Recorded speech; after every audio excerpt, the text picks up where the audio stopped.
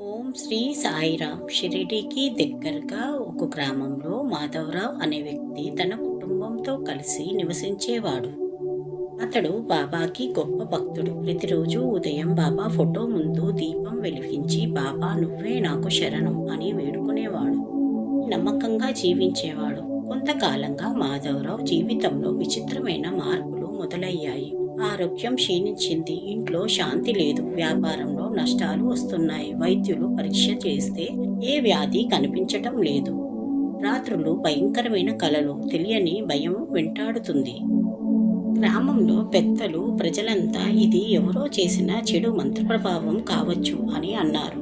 నిన్న మాధవరావు మనసంతా కుదిపేసింది. కానీ అతడు భయానికి లోనవ్వలేదు. నేరుగా సాయిబాబాను ఆశ్రయించాడు. ఒక రాత్రి బాబా ఫోటో ముందు కూర్చొని కన్నీళ్లతో, బాబా, చెడు ఏదైనా నన్ను తాకితే నువ్వే కాపాడాలి అని ప్రార్థించాడు.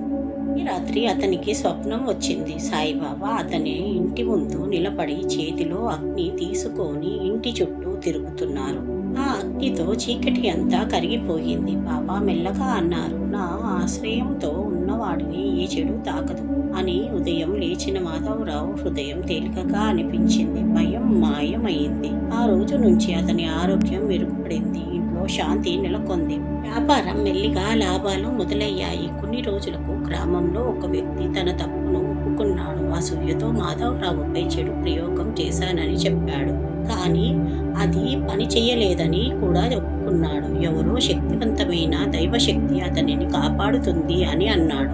అప్పుడు అతనికి అర్థమయ్యింది, అది సాయిబాబా కవచమేనని. మాధవరావు షిరిడీకి వెళ్లి బాబా సమాధి ముందు నిలబడి, బాబా, నువ్వు నా ఇంటికి రక్షణ గోడవయ్యావు అని కృతజ్ఞతలు తెలిపాడు.